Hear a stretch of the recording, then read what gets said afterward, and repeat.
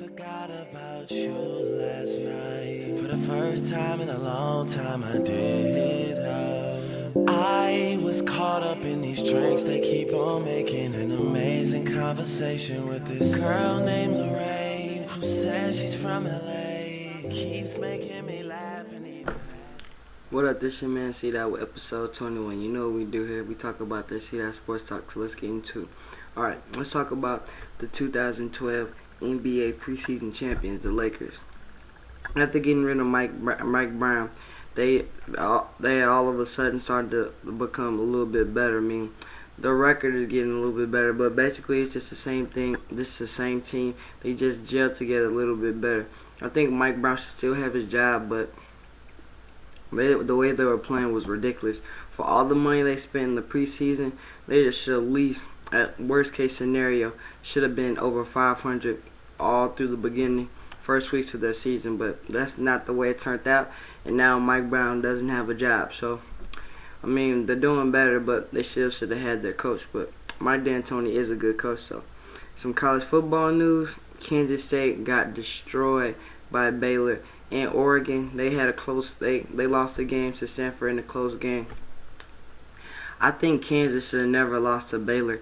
I don't think that Kansas was the number one team. But if you get called the number one team in the rankings, you shouldn't lose to. First of all, you shouldn't lose to an underdog. And if you do lose to an underdog, at least let them be ranked.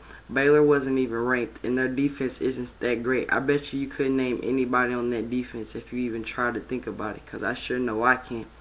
But, I mean, they lost, so now their title hopes are basically down the drain. But now this opens up a door for one of my favorite teams, Alabama or even Georgia, to get in the championship. I believe that Notre Dame will go to the championship and get the number one ranking, and I think Alabama will go number 2, and then maybe Georgia 3 or 4, something like that. But Kansas State and Oregon, I mean, they would have been better off losing early in the season and picking up the pace instead of losing late in the season, because now they're kind of in limbo land. So now if Alabama or Georgia lose, that opens up the door for them. But if they don't lose, then they're basically looking at the Orange Bowl or Sugar Bowl, but it's still a bowl. Some NFL news: the Eagles are just atrocious right now. Those are one of my favorite teams going in. Even last year, before they even had all the superstars they brought in, they were better when they didn't have any of them, because they can't even gel together. When it looks like they're gelling together the next game, you would swear they had different people out there. Nnamdi Asomugha can't cover like he used to do with the Raiders. The offensive line can't block. That's why Michael Vick can't even drive, can't even sit in the meetings. The lights aggravate him now because it's sensitivity to the concussion he has.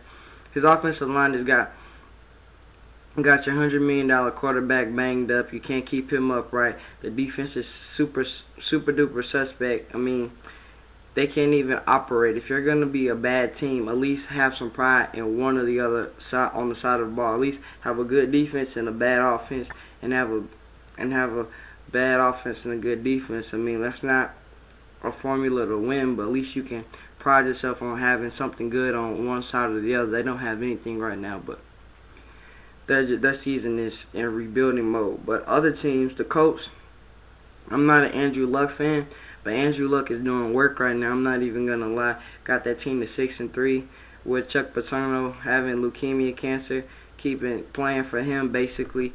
I mean, he's throwing up sick numbers, and him and Reggie Wayne are linking up. I think that's a nice duo, and a little duo that's gonna be around maybe for 2 to 3 years, depending on how long Reggie Wayne plays. But Washington Redskins, even though they're 3-6.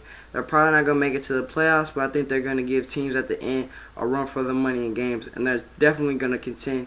With this week, they get Pierre Garçon back, another weapon, so RG3 can throw to. And with his feet, there's just another weapon that he got, including the tight ends, and then the rookie running back Alfred Morris. I think that's going to come together. I think they can make a really solid, strong push at the end of the season. That's a team that you need to look out for, especially the Colts. And then just say a prayer for the Eagles, and hope Andy Reid can somehow keep his job and Michael Vick won't get benched and let Nick Foles play. But that's all the news that I got right now. If I hear something major, I'll shoot out to you guys.